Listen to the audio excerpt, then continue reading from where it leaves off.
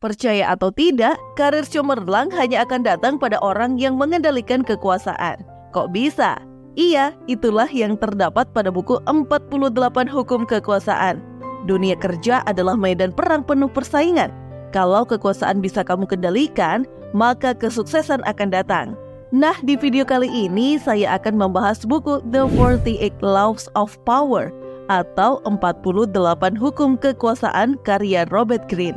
Selalu kalah saing saat di kantor, sering minder dengan atasan, dan usulan jarang diperhatikan. Kalau ciri-ciri itu ada di kamu, berarti kamu harus nonton video ini sampai selesai. Melalui rangkuman ini, kamu akan memahami aturan kunci dalam perebutan kekuasaan, bertahan hingga mengendalikan kekuasaan. Kekuasaan bisa mewujudkan keinginan, tapi harus untuk tujuan baik ya. Hai teman inspirasi buku semua, ketemu lagi dengan Astri di sini. Di channel ini, kami akan merangkum buku non-fiksi terpopuler agar kamu yang tidak punya waktu untuk membaca tetap bisa mengambil pelajaran tentang kehidupan. Yuk kita mulai ulasan ini. Percaya atau tidak, hidup adalah permainan kekuasaan. Hal tersebut sudah berlaku sejak ribuan tahun lalu. Semua manusia adalah pemain di dalamnya. Permainan bisa berjalan brutal dan ekstrim, namun bisa juga senyap. Kamu tak bisa menghindar meski tak ingin terlibat. Semua aspek hidup ini penuh dengan permainan kekuasaan. Bagi sebagian orang, buku ini mungkin dianggap kontroversial. Padahal, semua itu tergantung pengaplikasiannya. Nah, agar positif, mari aplikasikan untuk menunjang karir.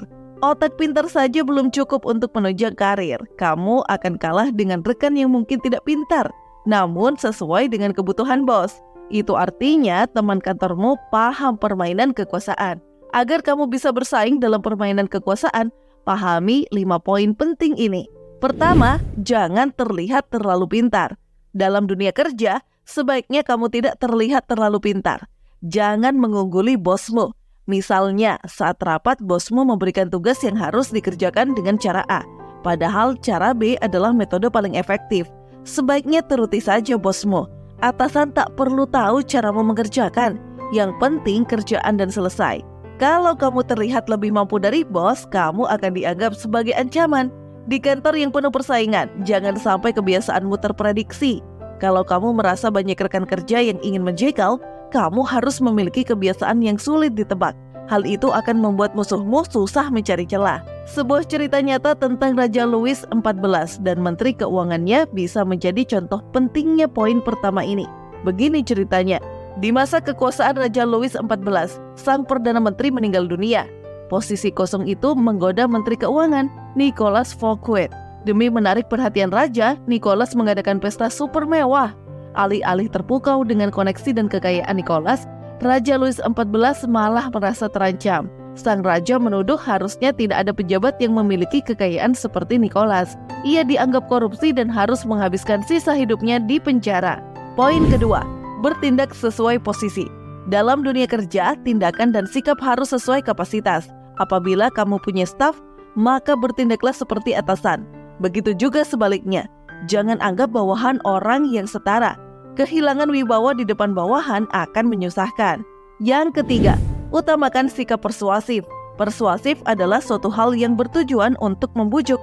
Cara terbaik untuk meminta tolong adalah dengan tindakan persuasif. Misal nih, kamu butuh pertolongan dari teman kantor. Mungkin mereka bisa membantu apabila itu hanya terjadi sekali.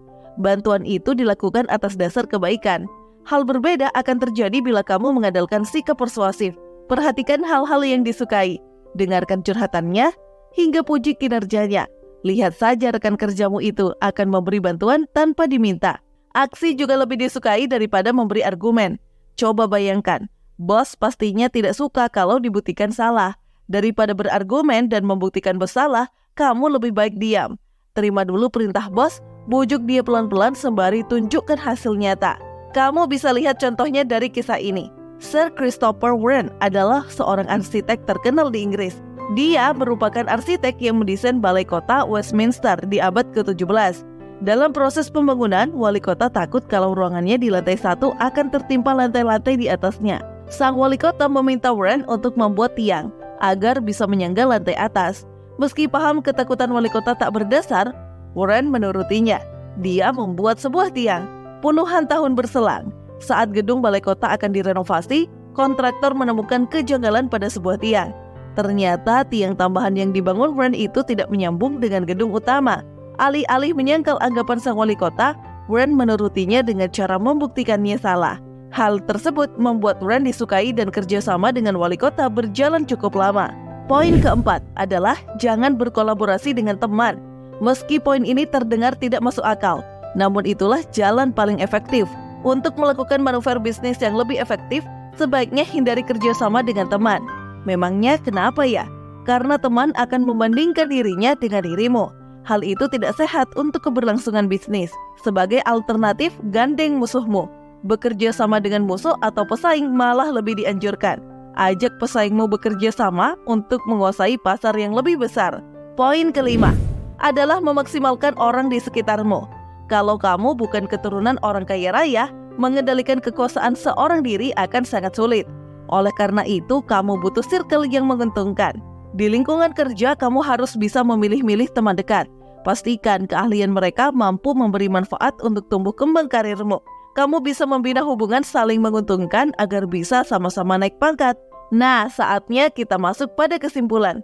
Itulah 5 poin utama dari buku The 40X Laws of Power.